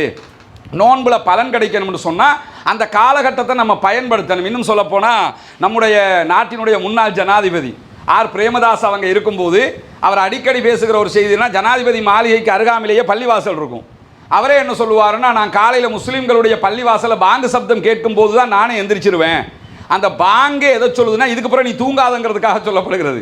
நபிகள் நாயகம் ஸல்லல்லாஹு அலைஹி வஸல்லம் அவங்க ஒரு முறை அவருடைய மகளார் ஃபாத்திமா அவங்களுடைய கணவர் அலி மருமகன் அவங்களோட வீட்டுக்கு போகிறாங்க. ஏன் போகிறாங்கன்னா, ஃபஜ்ர் தொழுகைக்கு வந்திருந்தாங்க. ஃபஜ்ர் தொழுகைக்கு மருமகனை காணோம். வீட்டுக்கு போய் என்ன பண்ணுறாங்கன்னா, கதவை தட்டி பார்க்குறாங்க. 2 பேரும் எந்திரிச்சு வர்றாங்க. தூக்கம் போயிடுச்சு. ஏன் நீங்கள் தொழுகைக்கு வரலன்னு கேட்கும்போது தூக்கம் போயிடுச்சுங்கிறாங்க. உடனே தூக்கம் போயிடுச்சா, அது தூக்கம் தொழுகைக்கு வந்திருக்கணும்ல என்று அவர்களுக்கு கண்டிக்கும் போது அவங்க என்ன சொல்கிறாங்கன்னா, இறைவன் தூக்கத்தை தந்தான், தூங்கிவிட்டோம். இறைவன் விழிப்பை தந்திருந்தால் விழித்து கொண்டிருப்போம் என்று முகமது நபியிட்டே ஆர்குமெண்ட் பண்ணுறாங்க. அப்போ முகமது நபி என்ன பண்ணுவாங்கன்னா, ஒன்றுமே பேசாமல் ரிட்டர்ன் போகிற போது தொடையில் தட்டிக்கிட்டு குர்ஆனுடைய ஒரு வசனத்தை ஓதிக்கொண்டு செல்வார்கள். என்ன வசனம்னா, மனிதன் அதிகமான விவகாரங்களில் தர்க்கம் செய்யக்கூடியவனாக இருக்கிறான். இது தர்க்கத்துக்குரிய விஷயம் அல்ல. நீ காலையில் எந்திரிச்சிருக்கணும், எந்திரிச்சு தொழுகைக்கு வந்திருக்கணும், வந்துட்டு அடுத்த காரியங்களை நீங்கள் பார்த்துருக்கணும். முகமது நபி அவர்கள் தொழுகை முடித்தவுடன் பள்ளி வாயிலேயே அமர்ந்திருப்பார்கள். அங்கே இருக்கக்கூடிய அவருடைய தோழர்களுடைய பழங்கால கதைகளை கேட்டுக்கொண்டிருப்பார்கள். யாராவது கனவு கண்டிருந்தால் அதற்கு விளக்கம் சொல்லுவார்கள். காலையிலே செய்ய வேண்டிய காரியங்களை செய்வார்கள். இப்படி ஏர்லியாக நீங்கள் சொல்கிற மாதிரியே எல்லோரும் போன்று அந்த வேலை வெட்டிகளில் தான் ஈடுபடணுமே தவிர இப்படியான தூக்கத்தில் கழிப்பது, இந்த காலகட்டத்தை வீணாக்குவது என்பது இஸ்லாம் காட்டிய வழிமுறையில். அதுக்கு எக்ஸ்ட்ரா நம்ம புரிஞ்சுக்கணும்னு சொன்னால், நம்முடைய வாழ்க்கையை எங்கள் மக்களுக்காக சேர்த்து சொல்லிக்கிறேன். எப்படி புரிஞ்சுக்கிறோம்னா, ஒரு மனிதன் ஒரு நாளைக்கு 8 மணி நேரம் தூங்கணும் விஞ்ஞானம் சொல்லுது. ஆனால் சில பேரை பார்த்தீங்கன்னா 10 மணி நேரம் அதை தாண்டி தூங்குறவன், கும்பகரன் வாக்கில் தூங்குறவனும் இருக்கிறாங்க. ஒரு மனிதனுடைய 60 ஆண்டுகளை நீங்கள் இந்த 8 மணி நேரத்தையும் வச்சு ஒவ்வொரு காலகட்டத்தையும் பிரித்து பார்த்தீங்கன்னா சராசரியாக 24 ஆண்டுகள் தூக்கத்தில் கழித்து விடுவான். 24 ஆண்டுகள் தூக்கத்தில் நம்ம கழிக்கிறோம்னா மீதி 36 ஆண்டுகள் தான் மொட்டை எல்கேஜி போனது, யூகேஜி போனது, ஃபர்ஸ்ட் இயர் போனது, 5ஆம் கிளாஸ் பாஸ் பண்ணது அல்லது ஃபெயில் பண்ணது, ஓஎல் எழுதினது, ஏஎல் எழுதினது, கல்யாணம் கட்டினது, குழந்தை பெற்றுக்கிட்டது, இது எல்லாமே இந்த 36 ஆண்டுகளுக்குள்ளாகத்தான் வரப்போகிறது. இதுலையும் இந்த தூக்கத்தில் கழிக்கிறத கொஞ்சம் கூடுதலாக கழிச்சிட்டோம்னா 36 மைனஸ் ஆகிரும். அது இல்லாமல் இன்றைக்கி சோசியல் மீடியாவை பயன்படுத்துகிறத பற்றி நவீன அறிவியல் சொல்லும்போது ஒரு மனிதன் சராசரியாக 6 மணி நேரங்கள் சமூக வலைதளத்தை பயன்படுத்துகிறான் என்று சொல்கிறது. அப்போ அங்கே ஒரு 8 மணி நேரம், இங்கே ஒரு 6 மணி நேரம், 14 மணி நேரம் அதில் போச்சுன்னா மீதி 10 மணி நேரம். இந்த வாழ்க்கையினால் ஏதாவது பலன் கிடைக்குமா? இந்த வாழ்க்கையினால் ஏதாவது சாதனை கிடைக்குமா என்றால் கண்டிப்பாக கிடைக்காது. இஸ்லாம் அதை அங்கீகரிக்கவில்லை. அவர்கள் செய்வது வாழ்வியல் ரீதியாகவே தத்துவ ரீதியாகவே பிழையானது. அதை நாங்களும் பிரச்சாரமாக சொல்லி கொண்டிருக்கிறோம். நீங்கள் கேட்ட கேள்வியும் அருமையான கேள்வி. உண்மையிலே நல்லதொரு நிகழ்வு, இப்படியான ஒரு நிகழ்வை ஏற்பாடு செய்ததுக்கு நான் இங்கே ஆஃபீஸுக்கு வந்ததுக்கு தான் ஃபஸ்ட் டைம் நான் இந்த ஒரு நிகழ்வில் கலந்து கொள்கிறேன். அந்த வகையில் ஏற்பாடு செய்த சக உத்தியோகஸ்தர்களுக்கு நன்றியை தெரிவித்துக் கொள்கிறேன். நீங்கள் சொல்லியிருந்தீங்க கேள்வி கணைகள் கேளுங்கன்னு சொல்லி. இப்போ எங்கள் இதில் இருக்கிற நிறைய மாற்று சகோதரர்களும் இருக்கிறாங்க. அதுலேயும் எங்களோட ஆஃபீஸை பொறுத்தளவில் அதிகமான பேர் இஸ்லாமிய சகோதரர்களும் இருக்கிறாங்க. இருந்தும் எங்களுக்குள்ள கேள்வி கணைகள் இல்லைன்னா நீங்கள் கொஞ்சம் விளங்கிக்கொள்ளணும். நாங்கள் யாரையுமே விமர்சன ரீதியாக பார்க்க இல்லை. இப்படி ஒரு சந்தர்ப்பம் எதிர்பார்த்து இப்படியான கேள்விகளை கேட்கணும் என்ற நிலப்பாடும் எங்களுக்குள்ளே இல்லை. அதனால் வெளியே தெரிஞ்சுன்னா கொஞ்சம் ப்ரிப்பேர் ஆகி வந்திருப்போம்னு நினைக்கிறேன். ஓகே, என்னிடம் 2 கேள்விகள் இருக்குது. அந்த உங்களுடைய பொதுமறையான திருக்குர்ஆன்ன்றது எழுதப்பட்டதா இல்லை இறைவனால் அருளப்பட்டதான்றது முதலாவது கேள்வி. நாங்கள் ஏற்றுக்கொண்டிருக்கக்கூடிய திருமறை குர்ஆன் இறைவனால் அருளப்பட்டதா அல்லது எழுதப்பட்டதா? இதுதான் அவங்களுடைய முதலாவது கேள்வி. திருமறை குர்ஆனை பொறுத்தவரையில் குர்ஆன் என்பது இறைவனிடமிருந்து முகமது நபி ஸல்லல்லாஹு அலைஹி வஸல்லம் அவர்களுக்கு அருளப்பட்டது. வாய்ஸ் வடிவத்தில் கொடுக்கப்பட்டது, குரல் வடிவத்தில் கொடுக்கப்பட்டது. அது எழுத்து வடிவத்தில் கொடுக்கப்பட்ட ஒரு நூல் அல்ல. நபிகள் நாயகம் ஸல்லல்லாஹு அலைஹி வஸல்லம் அவங்க 40 வயதுகளை தாண்டுகிற நேரத்தில் இறைவன் அவரை நபியாக, இறை தூதராக தேர்வு செய்கிறான்.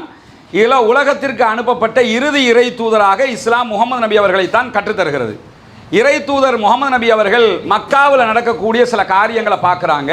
மக்காவில் இருக்கக்கூடிய மக்கள் அவர்களுடைய வணக்க வழிபாடுகள், அவர்களுடைய கலாச்சாரம் எந்த அளவுக்கு இருக்கிறது என்றால், இன்றைக்கு நீங்கள் மக்கா என்று சொல்லி ஒரு ஃபோட்டோவில் பார்ப்பீங்கல்ல, கருப்பு கட்டிடம் ஒன்று இருக்கும். அந்த கருப்பு கட்டிடத்தை சுற்றி தான் மக்கள் தொழுகிற காட்சியை பார்த்துருப்பீங்க. மக்கானாலே அதுதான், கூகுள் பண்ணி மக்கானாலே அதுதான் உங்களுக்கு காட்சிப்படுத்தப்படும். இந்த கருப்பு கட்டிடத்தை சுற்றி நபிகள் நாயகத்துடைய காலகட்டத்தில் அங்கே இருந்த மக்கள் நிர்வாணமாக வலம் வருவார்கள். அப்படித்தான் அங்கே வந்து வணக்க வழிபாடுகள் நடைபெற்று கொண்டிருந்தது. விசில் அடிப்பதும் விசில் அடிக்கிறதும் நிர்வாணமாக வலம் வருவதும் தான் அவர்களுடைய வணக்கங்களாக இருந்த நேரத்தில் இதையெல்லாம் பார்த்து வெறுத்து ஒதுங்கி முகமது நபி அவங்க என்ன பண்ணுறாங்கன்னா, மக்காவில் இருந்து கொஞ்சம் தூரத்தில் ஹீரா என்கிற ஒரு மலைக்குன்று இருக்குது, அந்த மலைக்குன்றுக்கு போயிடுவாங்க. இதெல்லாம் நமக்கு பார்த்துக்கிட்டு இருக்க முடியாது அப்படின்னு அங்கே போயிடுவாங்க. மனைவி என்ன பண்ணுவாங்கன்னா, உணவுகள் அவங்களுக்கு கட்டி கொடுத்துருவாங்க. ஒரு 5-6 நாளைக்கு தேவையான உணவு எடுத்துகிட்டு போயிடுவாங்க. அது முடிகிற போது ஒன்றோ வந்து எடுத்துகிட்டு போவாங்க. நம்ம மனைவி ஹதீஜாவை கொண்டு போய் கொடுத்துட்டு வருவாங்க. இந்த 2 நடக்கும். அங்கே தான் தியானத்தில் என்னடா வெறுத்து ஒதுங்கி போய் இருக்கிற நேரத்தில் தான் ஜிப்ரேயில் என்று நாங்கள் சொல்லக்கூடிய நாமூஸ் என்று கிறித்தவ மக்கள் சொல்லக்கூடிய இறைவனுடைய தேவதூதர் வருகிறார். வந்து முகமது நபி அவர்களுக்கு முதன்மையான திருமறை குர்ஆனுடைய வசனத்தை கற்றுக் கொடுக்கிறார். அந்த வசனம் இக்ரா, படிப்பீராக, வாசிப்பீராக அல்லது ஓதுவீராக என்று கல்வியை பற்றி பேசுகிற முதன்மையான வசனம். இந்த வசனத்தோடு ஒரு 5 வசனங்கள் முகமது நபி அவர்களுக்கு கொடுக்கப்படுகிறது. இதுதான் முதலாக குர்ஆன் முகமது நபி அவர்களுக்கு கொடுக்கப்பட்டது. எழுத்து வடிவத்தில் கொடுக்கப்படலை. எந்த ஒரு வசனமும் எழுத்து வடிவத்தில் கொடுக்கப்படலை. அத்தனையுமே முகமது நபி அவர்களுக்கு வாய்ஸாகத்தான் கொடுக்கப்பட்டது. ஒளி வடிவத்தில் தான் குர்ஆன் கொடுக்கப்பட்டது. பிற்பட்ட நாட்களில் முகமது நபி அவங்க உயிரோடு இருக்கும் போதே என்ன பண்ணுறாங்கன்னா, குத்தாபுல் வஹி, அரபுல இறை செய்தியை எழுதக்கூடியவர்கள் என்று அதுக்கு மொழிபெயர்ப்பு. நபிகள் நாயகத்துக்கு அருகாமையில் சில நபித்தோழர்கள் இருந்துக்கிறவாங்க, எழுத படிக்க தெரிஞ்சவங்க இருப்பாங்கள்ல, அவங்கள வச்சுருந்தாங்க. அவங்க என்ன பண்ணுவாங்கன்னா, இறை செய்தி வந்ததோட, குர்ஆன் இறக்கப்பட்டதோட அதை அவங்க எழுதிக்கிடுவாங்க. அந்த எழுதி வச்சு பாதுகாத்து கொண்டிருந்தாங்க. இறை செய்தி வந்துடும், மனப்பாடமும் பண்ணிக்கிடுவாங்க. ஹாஃபிதுகள் மனநமிட்டவங்களாகத்தான் அத்தனை பேருமே இருந்தாங்க. எழுத்துலையும் பாதுகாத்துக்கிட்டு வந்தாங்க. இப்படி பாதுகாத்து கொண்டு வருகிற நேரத்தில் முகமது நபியுடைய மரணம் சம்பவிக்கிறது. முகமது நபியுடைய மரணத்துக்கு பிறகு முதலாவது ஆட்சியாளராக, ஹலீஃபான்னு சொல்லுவாங்க அரபுல ஹலீஃபான கலிஃபேட், ஒட்டோமான் கலிஃபேட்னு படிச்சிருப்பீங்கல்ல, உஸ்மானிய ஹிலாபத்து என்று படித்து தருவார்கள். அந்த கலிஃபேட்டுகள் ஆரம்பிக்குது எங்கன்னு சொன்னால், முகமது நபியுடைய மரணத்துக்கு பிறகு முதலாவது ஹலீஃபா ஆட்சியாளராக அபூபக்கர் என்கிறவர் வருகிறார். முகமது நபியினுடைய நெருங்கிய தோழர். இவருடைய மகளையும் முகமது நபி அவர்கள் திருமணம் முடித்திருந்தார்கள். ஆயிஷா இவருடைய மகள் தான். இந்த அபூபக்கர் சித்திக் என்கிற ஆட்சியாளருடைய ஆட்சி காலகட்டத்தில் தான் நம்ம ஏன் குர்ஆனை எழுத்து வடிவத்தில் தொகுத்து வச்சிடக்கூடாது என்கிற ஒரு சிந்தனை உருவாகிறது. நல்லது தானே, அடுத்த கட்ட ஸ்டெப்புக்கு போகணும். யுத்தங்கள் நிறைய நடக்குது, மரணமிட்டவர்கள் மரணித்து விடுகிறார்கள், யுத்தங்களில் கொல்லப்படுறாங்க, சோல்ஜர்ஸாக போவாங்க, கொல்லப்பட்டுருவாங்க. அப்போ குர்ஆனுடைய எழுத்து வடிவம் பாதுகாக்கப்படணும்னு அப்போ ஆரம்பித்த எழுத்து பணி உஸ்மான் என்கிற, அதுக்கு பிறகு உமர் என்கிற ஒரு ஆட்சியாளர் வர்றாரு, அதற்கு பிறகு உஸ்மான் என்கிற ஒரு ஆட்சியாளர் வருவார். அவருடைய காலகட்டத்தில் தான் கம்ப்ளீட்டடாக எழுத்தில் முடிக்கிறாங்க. அன்னைக்கு எழுதிய எழுத்து பிரதி இன்னைக்கும் ரஷ்யாவினுடைய தாஸ்கண்டில் இன்னைக்கு நீங்கள் பார்க்க முடியும். அதனுடைய எழுத்து பிரதி இருக்குது. மக்கமா நகரத்தில் ஒரு பிரதி இருக்குது. இப்படி துருக்கியில் ஒரு பிரதி இருக்குது. 3 பிரதிகள் இன்றைக்கும் உலகத்தில் அந்த காலகட்டத்தில் எழுதிய ஒரிஜினல் பிரதிகள். அந்த அதை இப்போ எனக்கு அதை வாசித்து காட்ட சொன்னால் எனக்கு படிக்க முடியாது. அது அந்த அரபி மெத்தேடு வேறு, இப்போ இருக்கிற அரபி எழுத்தணி மாறி இருக்கிறது. தமிழும் அப்படி தானே, பழைய லை ஒரு மாதிரியாக இருக்கும், இப்போ நம்ம போடுற லை ஒரு மாதிரியாக இருக்கும். அந்த காலத்து ஸ்ரீயை இப்போ நம்ம யூஸ் பண்ணுறல, கம்ப்யூட்டரில் மட்டும் தான் யூஸ் பண்ணுறோம். அது மாதிரி எழுத்தணி மாறி இருக்கிறதுனால அதை அறிந்த அறிஞர்கள் இன்றைக்கு இருக்கிறார்கள். எனக்கு தான் தெரியாதுங்கிறேன். அந்த அரபு எழுத்தணியை இன்றைக்கும் படிக்கக்கூடியவங்க இருக்கிறாங்க. அந்த ஆரம்ப கால அரபி மெத்தேடில் எழுதி அதை பாதுகாத்துட்டாங்க. எழுத்து வடிவத்தில் பாதுகாக்கப்பட்டது. இன்றைக்கி என்னென்ன வடிவத்தில் எல்லாம் பாதுகாக்க முடியுமோ எல்லா வடிவத்திலையும் பாதுகாக்கப்பட்டிருக்கிறது. குர்ஆன் நூலாக முகமது நபிக்கு கொடுக்கப்படவே இல்லை. காலத்துக்கு ஏற்ற வகையில் ஒரு சம்பவம் நடக்கும். அந்த சம்பவத்தை பிழையான சம்பவம்னா அதை திருத்துகிற விதமாக இறைவன் ஒரு செய்தி இறக்குவான். ஒரு சொல்ல வேண்டிய ஒரு தகவல் இருந்தால் அதை சொல்ல வேண்டிய நேரத்தில் சொல்லுகிற விதத்தில் இறைவன் சொல்லுவான். இப்படி காலத்துக்கு ஏற்ப 23 ஆண்டுகள் குர்ஆன் கொடுக்கப்பட்டுச்சு. ஒரே நேரத்தில் கொடுக்கப்படலை, கொஞ்சம் கொஞ்சமாக 23 ஆண்டுகளாக கொடுக்கப்பட்டது. ஏன் 23 ஆண்டுகள் எடுத்ததுன்னு சொன்னால், சந்தர்ப்பத்திற்கு தேவைக்கு ஏற்றாற்போல் தான் இறைவன் அந்த வழிகாட்டியை நமக்கு தந்திருக்கிறான். அந்த குர்ஆனை நம்ம எடுத்து பார்த்தோம்னா அந்த செய்திகளை படிக்கும் போதே நமக்கு அது தெரிய வரும். இப்படி ஒரு சம்பவம் நடந்திருக்குது, அதனால் இறைவன் இந்த செய்தியை சொல்லியிருக்கிறான். அந்த மாதிரி காலத்துக்கு ஏற்ற மாதிரி கொடுக்கப்பட்டது. பின்னாட்களில் புத்தகமாக அதை தொகுத்து வைத்திருக்கிறார்கள். எனவே புத்தக வடிவத்தில் குர்ஆன் கொடுக்கப்படவில்லை. அது நாங்களாக எங்களுடைய வசதிக்காக ஆக்கி கொண்டது. இன்றைக்கி நீங்கள் எடுத்துக்கிட்டிங்கன்னா ஊருக்குள்ளே ஒரு 500 முஸ்லீம் இருப்பாங்கன்னா கண்டிப்பாக ஒரு 500 சின்ன பிள்ளைகள் இருக்கிறாங்கன்னு வச்சுக்கிறோங்க. அவங்க சின்ன வயசுலேயே அது ஒரு 50 பேராவது குர்ஆனை முழுமையாக மனப்பாடம் பண்ணியிருப்பாங்க.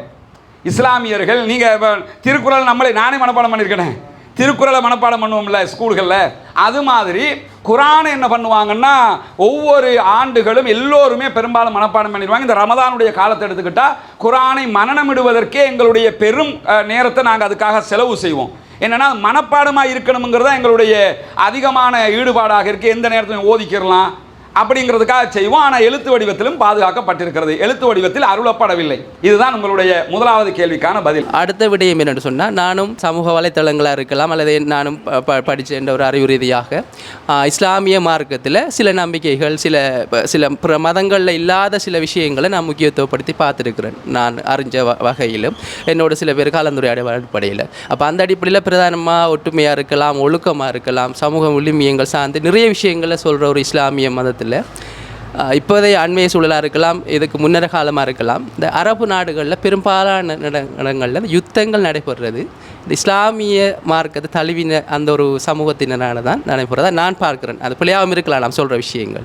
அப்போ அந்த குர்ஆன் சொல்கிற விஷயம் ஒழுக்கம், காருண்யமாக இருக்கலாம், நேர்மையாக இருக்கலாம், உண்மையாக இருக்கலாம், அன்பு என்ற நிறைய விஷயங்களை சொல்லியிருந்தாலும் இந்த மத ரீதியாக இப்படியான விஷயங்கள் ஏன் நடைபெறுது? அதுவும் சில ஒரு இஸ்லாமிய சமூகத்தினரே அதை அந்த இப்போ அண்மையிலான அந்த சில யுத்தங்களை பார்த்து சில இஸ்லாமியர்கள் ஐயோ இப்படி நடக்குது, இவரெல்லாம் ஒரு இது இஸ்லாமிய மதத்தை நான் சொல்லக்கூடிய மாதிரி இல்லையே என்று நினைக்கிற அளவில் சில மனக்கசப்பான நிகழ்வுகள், பாரிய யுத்தங்களாக இருக்கலாம், அழிவுகளாக இருக்கலாம், உயிர் சேதங்கள் அப்படிலாம் நடக்குது.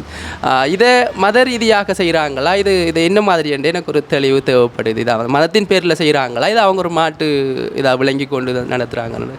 அரபு நாடுகளை எல்லாம் பார்க்குறோம், எல்லாம் இஸ்லாமிய நாடுகளாக இருக்குது. உலகத்தில் 54 அரபு இஸ்லாமிய நாடுகள் இருக்கிறது. அரபு இஸ்லாம் ரெண்டையும் சேர்த்து 54 நாடு. இந்த கேட்டகரிக்குள்ளே எந்த நாடுகளும் இல்லை. இவ்வளவு அதிகமான நாடுகள் எங்கேயுமே இல்லை. முஸ்லீம்கள் வாழக்கூடிய நாடுகள் தான் இவ்வளவு இருக்கும்.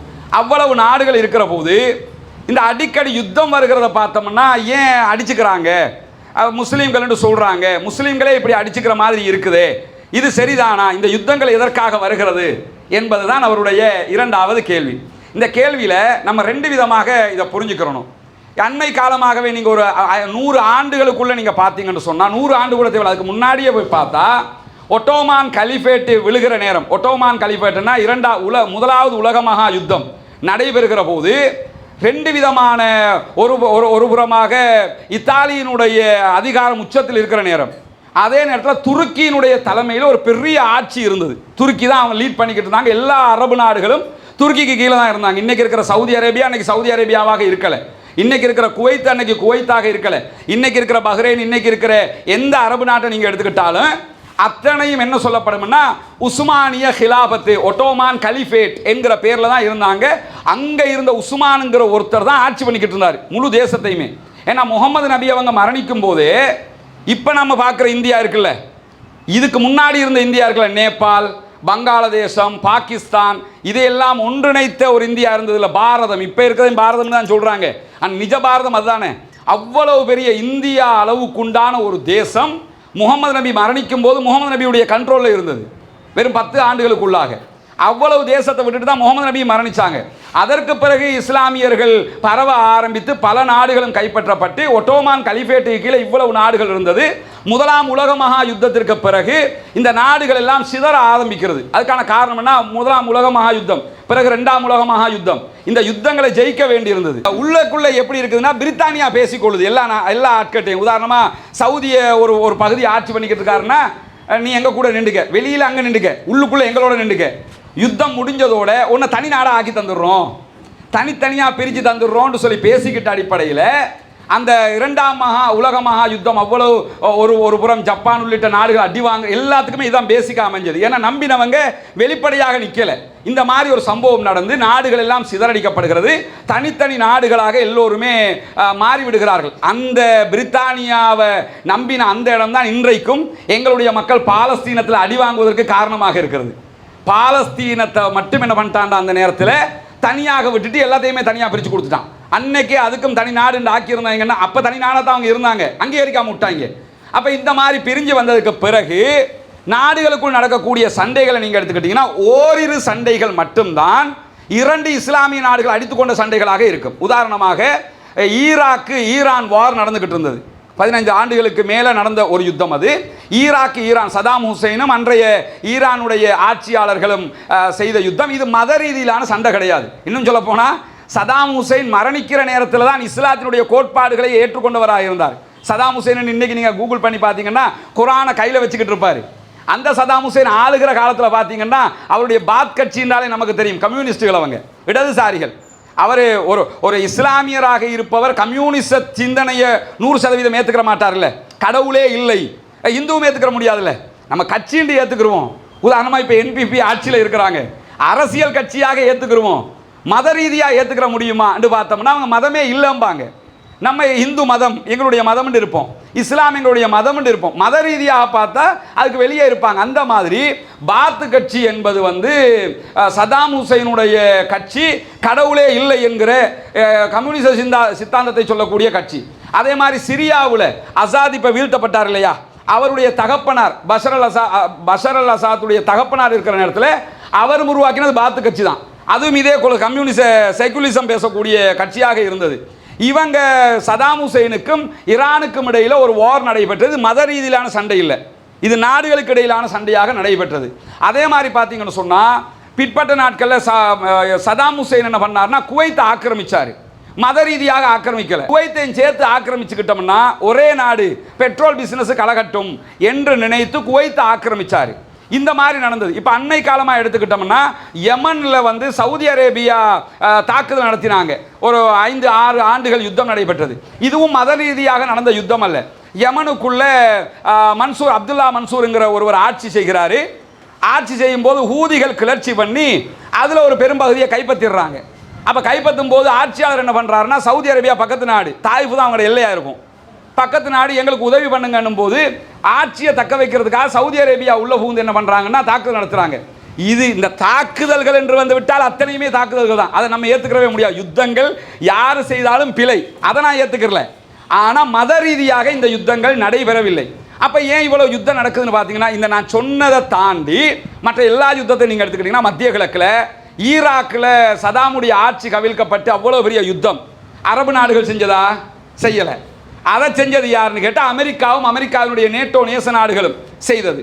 அவங்க தான் சதாம் ஹுசைன் ஆயுதங்கள் அணு ஆயுதம் வரைக்கும் வச்சிருக்கிறாருன்னு சொல்லி அணு ஆயுத கமிட்டியை விசாரணை நடத்திட்டு ஒன்றும் இல்லைன்னு போயிட்டான். ஆனால் முழு நாட்டையும் அழிச்சு நாசமாக்கி இன்னைக்கு ஈராக்குங்கிறது டபுள் ஸ்டேட்டாக இருக்குது. நம்ம பார்க்கறதுக்கு தான் ஈராக்கு, அதுக்குள்ள 2 அரசாங்கம் இருக்குது. ஒரு பிரதமர் கிட்ட ஒருத்தர் இருக்கிறாரு, குர்துகள் தனியாக பிரதமர் கிட்ட அவங்க இருக்கிறாங்க. வெளியில் பார்த்தா ஒரு நாடு மாதிரி தெரியும். அப்போ இந்த யுத்தம் அமெரிக்கா நடத்திய யுத்தம். அதே மாதிரி பார்த்தோம்னா ஆப்கானிஸ்தான 20 ஆண்டுகளாக யுத்தம் நடைபெற்றது. தாலிபான்கள் அழிக்க போகிறோம், தாலிபான்கள் அப்படிப்பட்டவங்க இப்படிப்பட்டவங்க சொல்லி தாலிபான்களை அழிப்பதற்காக யுத்தம் நடத்தப்பட்டது. கடைசியில் அமெரிக்கா வெளியேறும்போது நாட்டை யார்கிட்ட கொடுத்துட்டு போனாங்க? தாலிபான் தான் கொடுத்துட்டு போனாங்க. அப்போ எதுக்கு யுத்தம் பண்ணின நீ? தாலிபான்களோட பேச்சுவார்த்தை கத்தாரை நடுவராக வச்சு நடத்தி கத்தார் வழியாக முழு நாட்டையுமே தாலிபான்கள்கிட்ட கொடுத்துவிட்டு ஓடி போயிட்டாங்களா இல்லையா? அப்போ இந்த யுத்தம் அமெரிக்கா நடத்தியது காரணம் இருக்கிறது. ஈராக்கினுடைய எண்ணெய் வளம் இருந்தது, ஆப்கானிஸ்தானில் கனிய வளம் இருக்கிறது. இன்றைக்கும் சைனாவும் உள்ளே பூந்துக்கிட்டு இருக்கிறதுக்கான காரணமாக தான் அது ஒரு புவியியல் ரீதியான பெரிய அரசியல். ஆனால் இன்றைக்கும் அவங்க ஆப்கானை சீனா பிடிச்சி கொண்டு இருக்கிறதுக்கான காரணம் என்னென்னா, கனிய வளத்தை தாலிபான்களோட பேசி தேவையானதை எடுத்துக்கலாம். அமெரிக்காவுக்கு எடுக்க முடியாமல் போயிடுச்சு, ஏன்னா தாலிபான்கள் வார் பண்ணிக்கிட்டே இருந்தாங்க. அதனால தான் இதுக்கு மேலே இருக்க முடியாதுன்னு ஜோ பைடனுடைய காலத்தில் மொத்தமாகவே விட்ரா பண்ணிக்கிட்டாங்க. அதே மாதிரி செச்சினியா என்கிற பகுதிகளில் ரஷ்யா யுத்தம் பண்ணினாங்க. ரஷ்யா தான் போய் அங்கே இருக்கக்கூடிய இஸ்லாமியர்களுக்கு எதிராக தாக்குதல் நடத்தி முழு செச்சினியாவும் கிடக்கு. இன்னைக்கு உக்ரைனில் எப்படி வார் பண்ணுறாங்களோ அது மாதிரி செச்சினியாவில் முழுவதுமாக தாக்குதல் நடத்தி அழித்தார்கள். அப்போ செச்சினியாவில் இருந்தவங்களோட சண்டை பிடிச்சது இன்னொரு இஸ்லாமிய நாடு இல்லை, ரஷ்யா தான் பண்ணியது. இன்றைக்கு சோமாலியா 2ஆக பிரிந்து சோமாலி லேண்ட் என்று ஒரு நாடும் சோமாலியா என்கிற ஒரு நாடுமாக இருக்கிறது. இந்த 2க்கு மத்தியில் சண்டையிடுவதற்கு ஆயுதம் விற்பனை பண்ணுறது யாரு, சண்டையை தூண்டுறது யாரு, சண்டையை செய்கிறது யாருன்னு பார்த்தீங்கன்னா எல்லாம் பெரிய அண்ணன் தான், அமெரிக்கா தான் பண்ணிக்கிட்டு இருக்கிறாங்க. இது என்னன்னா, இது ஒரு அதிகார போட்டி. அதிகார போட்டி என்பதை தாண்டி அரபு தேசங்களில் இருக்கக்கூடிய இந்த எண்ணெய் வளம் என்பது என்றைக்கும் தேவை. மாற்று எரிபொருள் இன்னைக்கு வந்துகிட்டு இருக்குது, வந்தாலும் எண்ணெய் வளத்துடைய குறைபாடு இருக்குதா நமக்கு? இன்னைக்கு நீங்கள் எடுத்துக்கிட்டீங்கன்னா கத்தார் பெட்ரோல் எடுக்கிறத கற்பனையும் பண்ணலை. இன்னும் இப்போ கத்தாரில் பெட்ரோல் எடுக்க மாட்டாங்க, கேஸ் மட்டும் தான் எடுப்பாங்க. இன்னும் பெட்ரோல் எடுக்கிறத நினச்சி கூட பார்க்கல, முழுக்க கேஸ் தான் எடுத்துக்கிட்டு இருக்கிறான். பெட்ரோல் எடுக்க நினைச்சானா அப்போ எப்படி இருக்கும்? அவ்வளவு வளம் அங்கே இருக்கு. இந்த வளங்களை சூறையாடுவதற்காக அமெரிக்காவாக இருக்கலாம், பிரித்தானியாவாக இருக்கலாம், இந்த நாடுகள் செய்கிற சண்டை. அதை தாண்டி இப்போ ஒரு சண்டை நடந்துகிட்டு இருக்குதுல்ல, காசாவில் யுத்தம் நடைபெறுகிறது, பாலஸ்தீனத்தில்.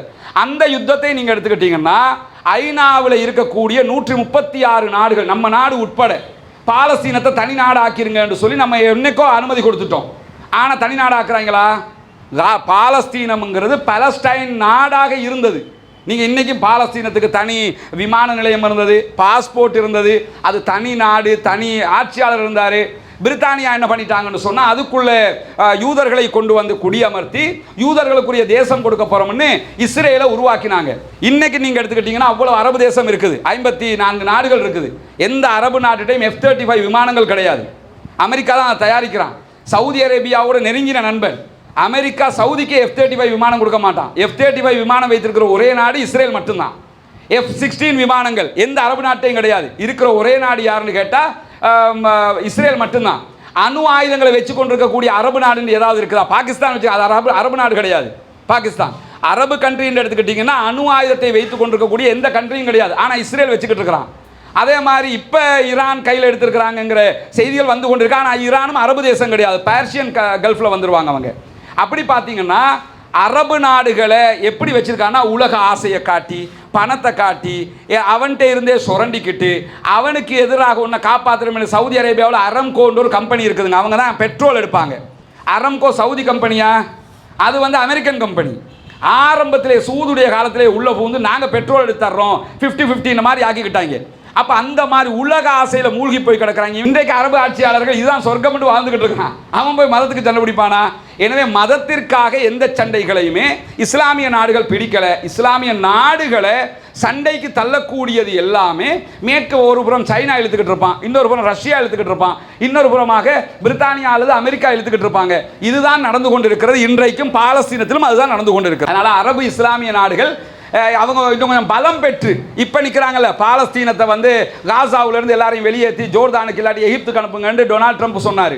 இப்போ அதை விட்ரா பண்ணிக்கிட்டார். முடியாது, அதை நான் வாபஸ் வாங்கிக்கிறேன்ட்டார். ஏன் வாபஸ் வாங்கினார்னா அரபு லீக் தெளிவாக சொல்லிட்டாங்க, நாங்கள் ஒத்துக்கிற முடியாது. இப்படி பல விஷயங்கள் அரபு நாடுகள் நின்றுருந்தான்னு சொன்னால் இன்னைக்கு இந்த மாதிரி பிரச்சனை. இப்போ ஈரான் சொல்கிறாங்கல்ல, அணு ஆயுதம் பற்றி பேச்சுவார்த்தைக்கு வாங்கணும் போது பேப்பரை கிழிச்சு வீசி விட்டாங்க டொனால்ட் ட்ரம்ப்போட கடிதத்தை. அதெல்லாம் வர முடியாது, முடிஞ்சதை பார்த்துக்கடாண்டு ஏன் சொல்கிறாங்கன்னா இப்போ பலத்தோடு நிற்கிறாங்க. அமெரிக்கா வந்தாலும் 2-1 பார்ப்போம். இப்படி ஒவ்வொரு நாடு, நம்ம நாட்டுக்கெல்லாம் அப்படி நிற்க முடியுமா? ஈவன் இந்தியாவுக்கே நிற்க முடியுமா? நிற்க முடியாது. இந்தியா எவ்வளவு பேசினாலும் இந்தியாவுக்கு அந்த அளவுக்கு ஆயுத பலம் இருக்கான்னு கேட்டால் ஆயுத பலம் கிடையாது நம்மகிட்ட, இந்தியாவிட்ட கிடையாது. கிழக்காசிய நாடுகள் எந்த நாடுகள்டையும் அப்படி கிடையாது. அமெரிக்கா போன்ற நாடுகள் செய்கிற யுத்த தந்திரங்களால் நடக்கக்கூடிய அநியாயங்கள் இது. இதில் கொல்லப்படுவது எல்லா பகுதிகளிலும் அப்பாவிகள். இன்றைக்கி உக்ரைன் வாரம் எடுத்துக்கிட்டோம்னா ஆயிரக்கணக்கான மக்கள், 20% நிலத்தை பிடிச்சிட்டாங்க ரஷ்யா. இதனால் என்ன நிலவு வரப்போகுது? உயிர் போனது மட்டும்தான் மிச்சமே தவிர வேறு என்ன நிலவை கண்ட நம்ம? அப்போ உலகத்தில் எங்கு யுத்தம் நடந்தாலும் அது அநியாயமாகத்தான் போய் முடியும், நியாயம் கற்பிக்கவே முடியாது. அஸ்ஸலாமு அலைக்கும் வரஹ்மத்துல்லாஹி வபரகாத்துஹு. அன்பிற்கினிய சகோதர சகோதரிகள், நமக்கெல்லாம் தெரியும், நம்முடைய வீடியோவை பார்க்கக்கூடிய சகோதரர்கள் தொடர்ந்து நம்ம ரமலானுடைய மாதத்தில் ஒரு விளம்பரம் செஞ்சு வர்றோம். இலங்கையில் கிழக்கு மாகாணம் பொத்துவில் பகுதிகளில் புனிதமிக்க இஸ்லாமிய மார்க்கத்தை ஏற்றுக்கொண்டு இஸ்லாத்தை வாழ்வியல் நெறியாக மாற்றிக்கொண்ட 14 குடும்பங்களைச் சேர்ந்த சகோதர சகோதரிகளுக்கு வீடு கட்டி கொடுக்குற ப்ராஜெக்டை ஆரம்பிச்சிருக்கோம். அது சம்பந்தமான வீடியோக்களை நீங்கள் பார்த்துருப்பீங்க. யானை தொல்லை, மற்ற தொல்லைகள், அவர்களுக்கு அதுக்குரிய வீடு, வாழ்வாதாரம் இல்லாத பெரும் சுமையாக அவர்களுடைய வாழ்க்கை கழிக்கிற நேரத்தில் அவர்களுக்கான ஒரு 14 வீடுகள் அமைச்சு கொடுக்குற திட்டத்தை தான் நம்ம ஆரம்பிச்சிருக்கோம். இது அத்தனையும் நீங்கள் தருகிற பொருளாதார உதவிகளை கொண்டு தான் நம்ம செஞ்சு வர்றோம்ங்க. உங்களுக்கு தெரியும். அதனுடைய முதல் கட்டமாக நீங்கள் தந்திருக்கக்கூடிய பொருளாதாரங்களை கொண்டு தற்போது ஒரு பகுதியில் வேலைகளை ஆரம்பிச்சிருக்கிற முதல் கட்டமாக இந்த வேலைகள் தொடர வேண்டும். அதே போன்று அடுத்திருக்கக்கூடிய மீதி உள்ள வீடுகளை எல்லாம் கட்டி முடிக்க வேண்டும். எல்லாவற்றுக்கும் நீங்கள் தான் உதவ வேண்டும் என்று தான் உங்களிடத்திலே நாங்கள் வேண்டிக் கொள்கிறோம். புனிதமிக்க ரமலானுடைய மாதத்தில் உங்களுடைய ஜகாத்து நிதிகளை இந்த மக்களுக்காக தந்துதவ வேண்டும் என்பது தான் நம்முடைய கோரிக்கை. இஸ்லாத்தை பொறுத்தவரையில் நமக்கு தெரியும், ஜகாத்தை பெற்றுக்கொள்ளக்கூடிய 8 கூட்டத்தாரில் ஒரு முக்கியமான கூட்டத்தாராக கவனிக்கப்படக்கூடியவர்கள் முஅல்லஃபத்துல் குலூப் என்கிற உள்ளங்கள் ஈர்க்கப்படக்கூடியவர்கள். உள்ளங்கள் ஈர்க்கப்படுறவங்கன்னா இஸ்லாத்தை நோக்கி வரக்கூடியவங்க. எனவே அவர்களுக்கான இந்த உதவியை, ஜகாத்து நிதியை முன்னால் தெரிகிற நம்முடைய அக்கௌண்ட் நம்பருக்கு நீங்கள் வைப்பு செய்ய முடியும், டிபாசிட் பண்ண முடியும்.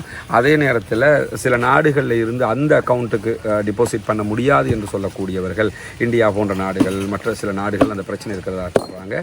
முன்னால் தெரிகிற என்னுடைய தொலைபேசி மற்றும் வாட்ஸ்அப் இலக்கத்திற்கு நீங்கள் தொடர்பு கொள்கிற போது அது தொடர்பான வழிகாட்டுதல்களையும் நம்ம உங்களுக்கு தருவதற்கு தயாராக இருக்கிறோம். எனவே நபிகள் நாயகம் ஸல்லல்லாஹு அலைஹி வஸல்லம் அவர்கள் ரமதானுடைய காலத்தில் வீசுகின்ற காற்றை விட வேகமாக தர்மம் செய்வார்கள் என்கிற செய்திகளை நம்ம சஹீஹுல் புகாரி, முஸ்லிம் உள்ளிட்ட ஹதீஸ் கிரந்தங்களில் பார்க்கிறோம். அதே போன்று அல்லாஹ்வுடைய தூதர் ஸல்லல்லாஹு அலைஹி வஸல்லம் அவர்கள் இது போன்ற மக்களுக்காக, ஏழை எளிய மக்களுக்காக எவ்வளவு தூரம் உழைத்திருக்கிறார்கள் என்பதையெல்லாம் இந்த ரமலானுடைய காலத்தில் நிறைய உரைகளை நீங்கள் பார்த்துருப்பீங்க. அல்லாஹ்வுடைய தூதர் ஸல்லல்லாஹு அலைஹி வஸல்லம் அவர்கள் சொல்கிறார்கள், இத்தகுன்னார வலவ் பிஷுக்கி தம்ரா, ஒரே ஒரு பேரிச்சம்பழத்தினுடைய துண்டு இருந்தாலும் அதை தர்மம் செய்து நரகத்தை விட்டும் பாதுகாத்துக் கொள்ளுங்கள். நரகத்தை விட்டும் பாதுகாப்பு தேடுகிற உயர்தரமான உன்னதமான ஒரு மாதத்திலே நாம் இருக்கிறோம். எனவே இந்த மாதத்தில் நம்ம இபாதத்துக்கள் செய்து நரகத்தை விட்டும் பாதுகாப்பு தேடுவதைப் போல இன்னொரு வகையான இபாதத்து தான் நம்முடைய சொத்து செல்வத்தினூடாக இந்த ஏழை எளிய மக்களுக்கு நாம் உதவுவது. எனவே அந்த காரியத்துக்கும் உதவுங்கள் என்று அன்பாக கேட்டுக்கொள்கிறோம். நான் இருக்கிற பொசிஷனில் கூட பயிற்சி பிள்ளைகளோட பெரும்பாலும் அவங்களோட பயிற்சி நிலை சம்பந்தமாக தொடர்புபட்டிருக்கிறதால நான் பார்த்தாவது சில விஷயத்தை கேட்குறேன். இப்போ உங்களோட சமயம் சார்ந்து சில ஒழுக்க கோட்பாடுகள் பெண்களுக்கு இருக்குது. ஆனாலும் தற்காலங்களில் பெண் பிள்ளைகள் பொதுவாக முஸ்லீம் பெண் பிள்ளைகள் சில அதில் அவங்களோட சமய ஒழுக்க இதிலிருந்து கொஞ்சம் விடுபட்ட சுதந்திரமாக இருக்குன்னு நினைக்கிறாங்க.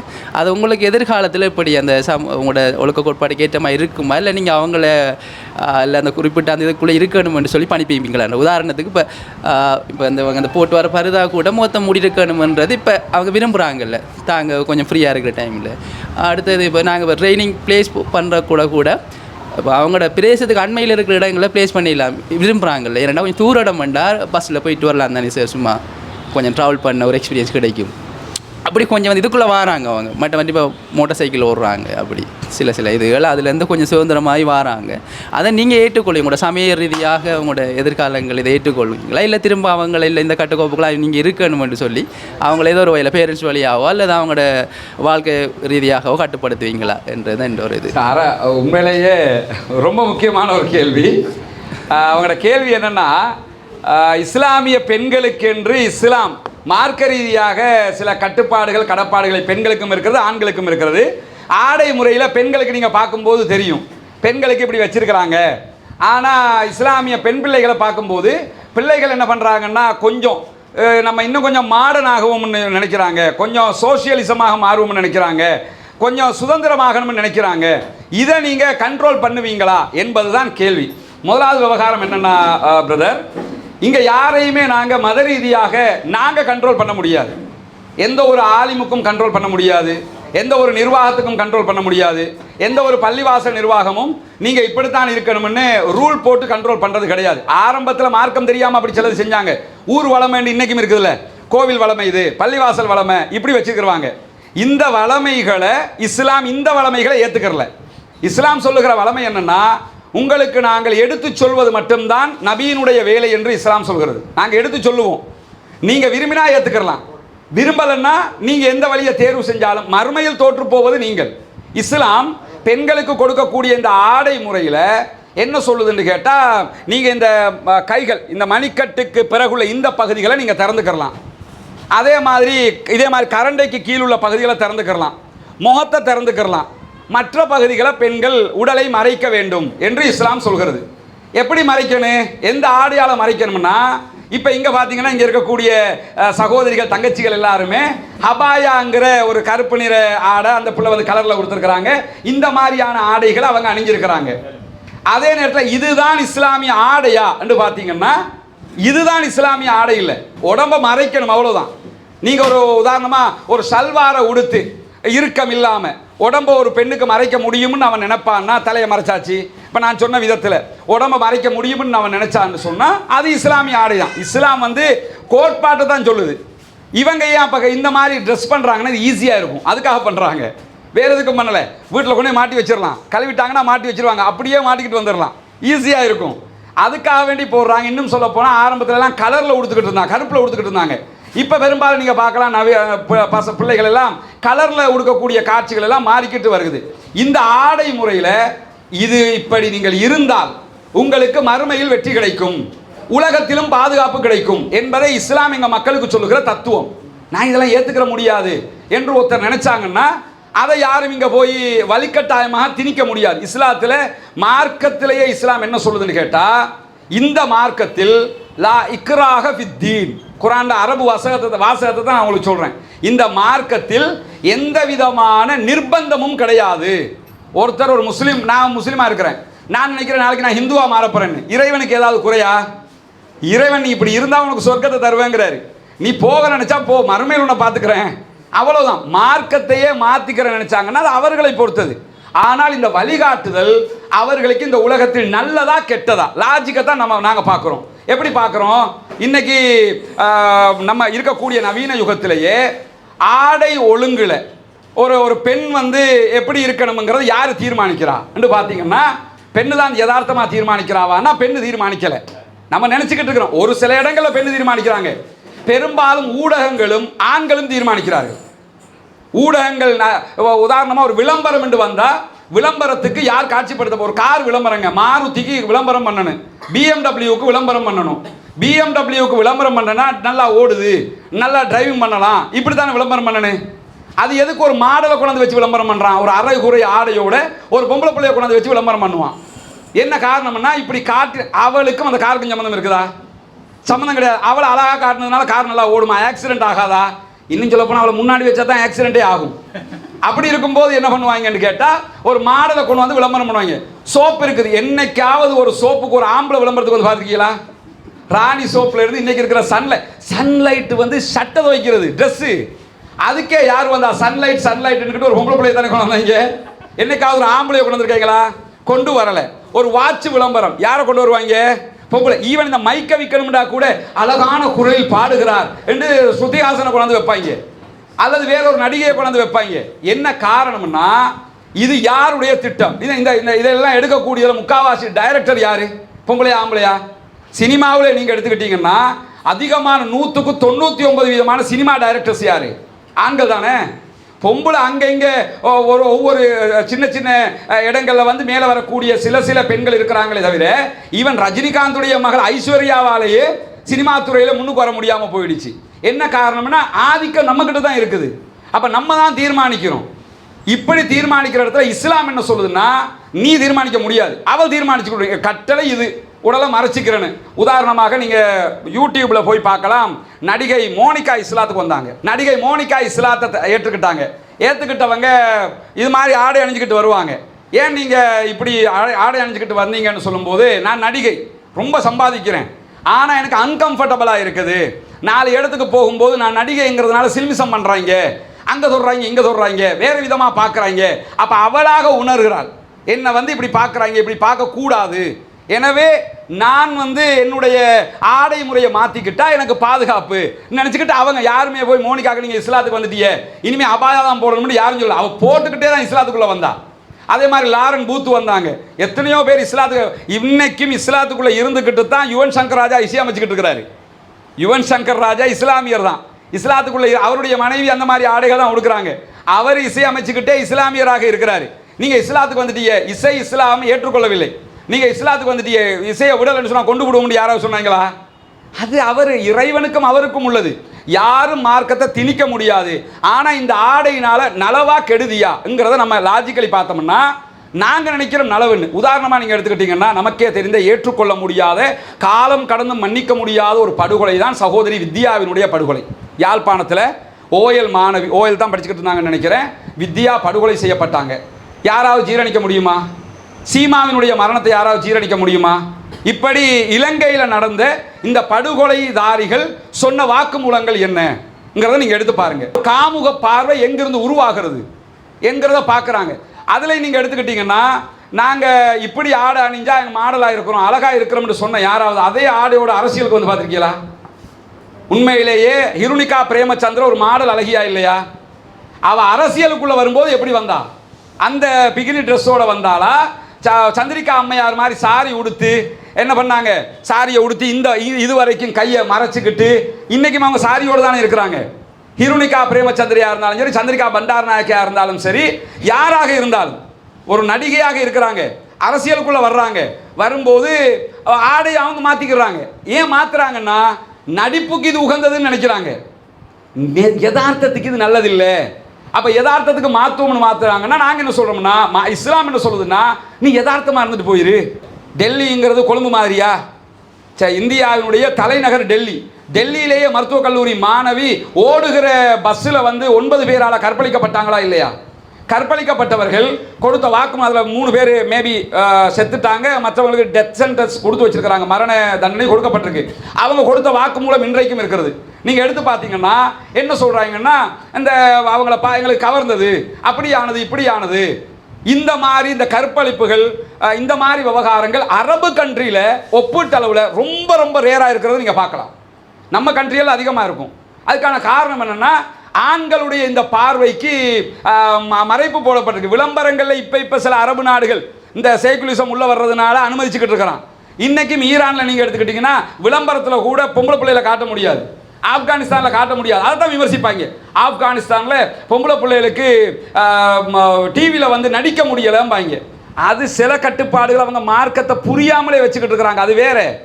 ஆனால் சில கட்டுப்பாடுகள் எடுத்துக்கிட்டோம்னா அந்த கட்டுப்பாடுகள் நல்லதா கெட்டதா, சமூகத்துக்கு உகந்ததா இல்லையா, நடைமுறை சாத்தியப்பட்டதா இல்லையான்னு பார்த்தீங்கன்னா சாத்தியப்பட்டது. அதை மீறி சில பிள்ளைகள் நான் கொஞ்சம் அப்படி இருக்கணும் இப்படி இருக்கணும்னு நினச்சா இறைவனுக்கும் அவளுக்கும் உள்ளது, நமக்கு உள்ளது கிடையாது.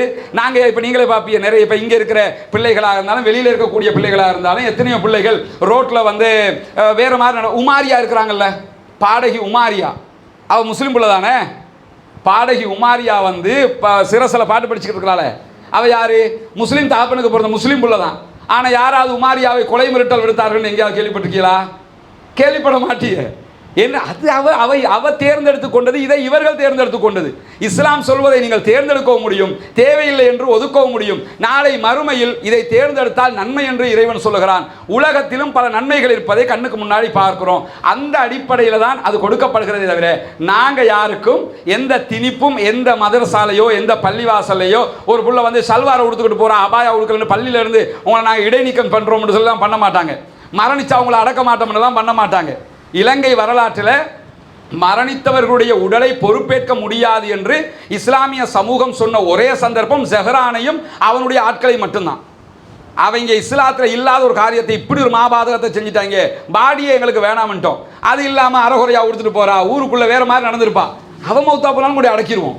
அந்த மாதிரி பார்வை கிடையாது, அது இறைவனோடு சம்பந்தப்பட்டது. களவாஞ்சிக்குடியை சேர்ந்த நான். ஓகே, பேர் மோகன். நீங்கள் சொன்னீங்க இப்போ சார் மக்காவிலே அந்த கவுடா வளம் வந்தார்கள் என்று, அதுக்குள்ள அது வரும் தூணா இல்லை அது வர என்ன நிற்கிது? கேள்வி புரியல. ஓகே, அதை பற்றி கேட்குறீங்களா? ஓகே, காபத்துல்லா மக்காமா நகரத்தில் ஒரு சதுர வடிவ கட்டிடம் இருக்கிறதே, அது என்ன, அதுக்குள்ளே என்ன இருக்குது என்கிறது தான் அவங்களுடைய கேள்வி. முதலாவது விவகாரம் என்னென்னா, ஐயா நாங்கள் எங்களுடைய வணக்க வழிபாடுகளை நாங்கள் எப்படி அமைச்சுக்கிறோம்னா, ஒரு யூனிஃபார்முக்காக சூரியன் மறைகிற மேற்கு திசையை நோக்கி நாங்கள் செய்து கொண்டு இருக்கிறோம். இந்த மேற்கு திசையில் தான் கஅபா என்கிற ஆலயம் இருக்குது. உலகத்தில் இருக்கக்கூடிய எல்லா முஸ்லீம்களும் அதை நோக்கி தான் தொழுவாங்க. கஅபாவில் மட்டும்தான் அதை எல்லா பக்கமும் நோக்கி தொழுவாங்க. இலங்கையில் அங்கிருந்து இங்கேருந்து அங்கே தொழ மாட்டோம். சூரியன் எந்த பக்கம் மறையுதோ, மேற்கு திசை எதுவோ அந்த திசையை நோக்கி இப்போ மொபைல் ஃபோனில் வச்சு பார்த்துடலாம் கஅபா எங்கே இருக்குதுன்னு காட்டிடும். பார்த்துட்டு கஅபா இருக்கிற திசையை நோக்கி நாங்கள் என்ன செய்வோம்னு கேட்டால் தொழுவோம். அது கஅபாவை தொழுகிறோம்ன்ற அர்த்தமும் இல்லை, திசையை தொழுகிறோம்ன்ற அர்த்தம் இல்லை. ஒரு யூனிஃபார்ம் இருக்கணும்ல, உலகத்தில் இருக்கக்கூடிய எல்லோருமே ஒரு பக்கமாகத்தான் இப்படித்தான் தொழுகிறோங்கிற யூனிஃபார்முக்காக தொழுகிறோம். பாங்கு சொல்கிறத எடுத்துக்கிட்டிங்கன்னா எல்லா நாட்டிலையும் அரபில் தான் பாங்கு சொல்லுவாங்க. தமிழ்நாட்டில் மட்டக்களப்பில் இன்றைக்கி இருக்கிறோம்ன்றதுக்காக அல்லாஹ் மிகப்பெரியவன் அல்லாஹ் மிகப்பெரியவன் பள்ளிவாசலில் சொல்ல மாட்டாங்க. இங்கேயும் அல்லாஹ் அக்பர்னான்னு சொல்லுவாங்க, அரபு நாட்டிலையும் அல்லாஹ் அக்பர்னான்னு சொல்லுவாங்க, ஆங்கிலத்திலையும் ஆங்கில மொழியில் சொல்லாமல் அரபில் தான் சொல்லுவாங்க.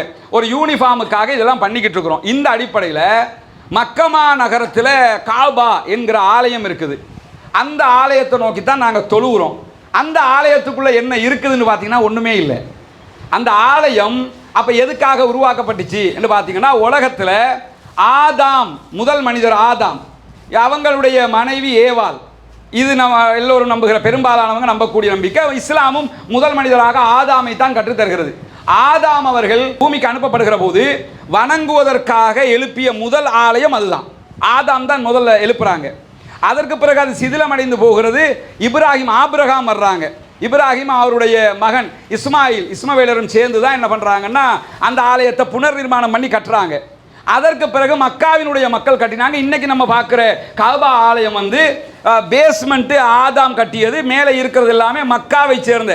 இப்போ நாங்கள் முஸ்லீம்கள், இஸ்லாம் அல்லாதவர்கள் காபிர்கள் என்று அரபில் சொல்லுவாங்க. காபிர்கள்னா கெட்ட வேடெல்லாம் இல்லை, முஸ்லீம் அல்லாதவர்கள் அர்த்தம். முஸ்லீம் நான் முஸ்லீம் என்று சொல்கிறோம்ல, அது மாதிரி முஸ்லீமுக்கு எதிர்ப்பதம் என்ன? காபிர்னா ஏற்காதவர்கள். இஸ்லாத்தை நான் ஏற்றுக்கிட்டேன் அதனால முஸ்லீம்.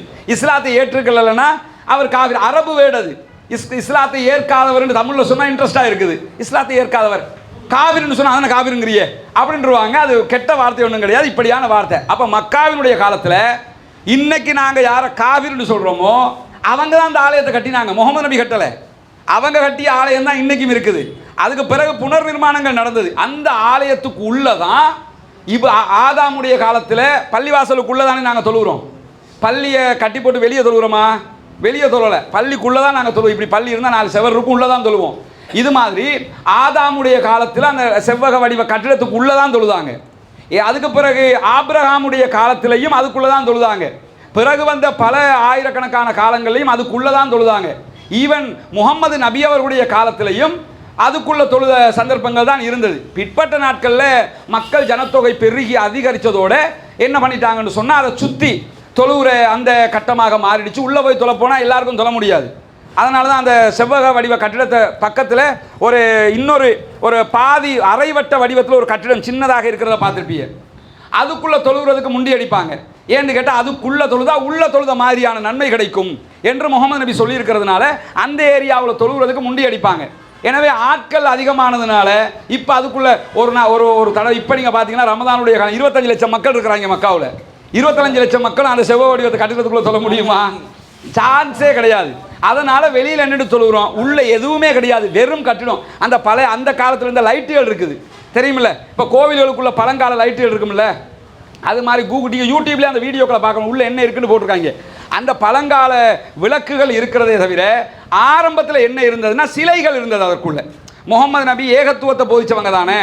நாங்கள் எங்களுடைய திருமலை குர்ஆன் ஆபிரகாமும் ஏகத்துவத்தை போதித்ததாக சொல்கிறது. அதே போன்று எல்லா இறைவனுடைய தூதர்களும் ஏக தத்துவத்தை போதித்ததாக சொல்கிறது.